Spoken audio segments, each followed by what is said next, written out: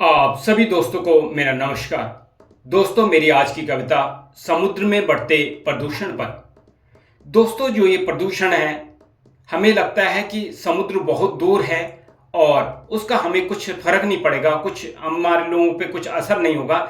लेकिन एक दिन ऐसा आएगा कि जब ये समुद्र प्रदूषण से भर जाएंगे तो ये पूरी धरती का अस्तित्व ही समाप्त हो जाएगा। कैसे? सुनिए मेरी कविता से। यह मत सोच दूर समुद्र है, पर है तो इस धरती पर। मत कर कोई छेड़छाड़ तू, यदि रहना है इस धरती पर। सागर महासागर भी है हिस्सा इस पारिस्थितिक तंत्र का। मत तोड़ो इस तंत्र को और खात्मा करो इस षड्यंत्र का। कौन सा षड्यंत्र? जो ये पूरा कूड़ा करकट कि समुद्र बहुत बड़ा है, इसके अंदर डाल दो, कुछ फर्क नहीं पड़ता। आगे सुनिए। रोज का अरबों गैलन डाल रहे हैं कूड़ा करकट और पॉलीथीन। जहाजों से होता तेल रिसाव और समुद्री जल का हो रहा कम ऑक्सीजन। ध्वनि प्रदूषण करके हम डरा रहे समुद्री जीवों को। दोहन कर समुद्री भंडार का बेघर कर रहे इन जीवों को। सोना चांदी तांबा मैग्नीज कोबाल्ट तेल और गैस निकालते। बना बंदरगाह और खाड़ियां सारा मलबा समुद्र में डालते। खेतों में डीडीटी और कीटनाशकों का भरपूर प्रयोग है करते। वर्षा जल से बहकर सब नदियों से समुद्र में समा जाते। रेडियोधर्मी कचरा हो या हो आर्सेनिक का चूरा, सब डाल समुद्र में हाथ झाड़कर कहते हैं कर लिया अपना कर्तव्य पूरा। जैसे हम कहते हैं कि हमने अपने घर का कूड़ा निकालकर बाहर कर दिया तो हमने सफाई कर ली, बिल्कुल उसी तरह उद्योगों का कचरा हो या तूफानों से कंटेनरों का समुद्र में छूटना। बेबस समुद्री जीवों का शुरू होता है फिर से दम यहां घुटना। लगभग 30 अरब किलो मृत समुद्री जीव समुद्र में साल में फेंके जाते हैं। कैसे? मछलियां पकड़ने के लिए जाल डाला जाता है।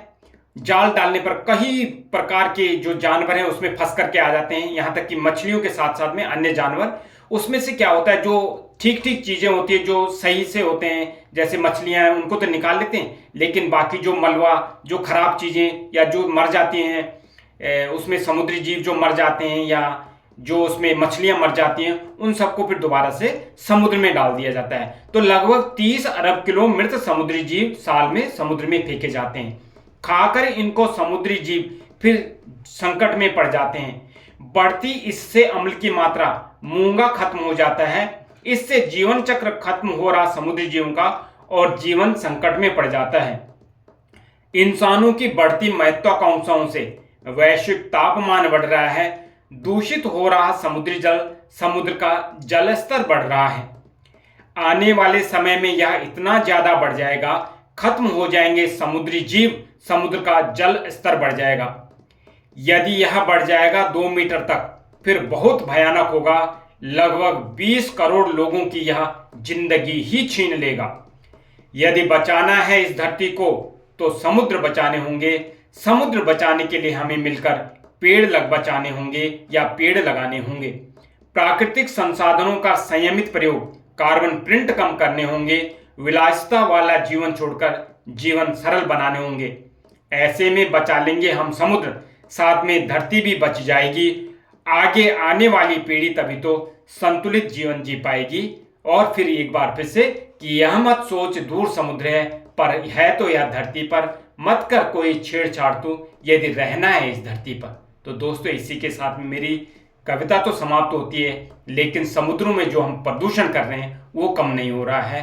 तो थोड़ा सा ध्यान दें आप भी। इसी के साथ आप सभी को मेरा एक बार फिर से नमस्कार।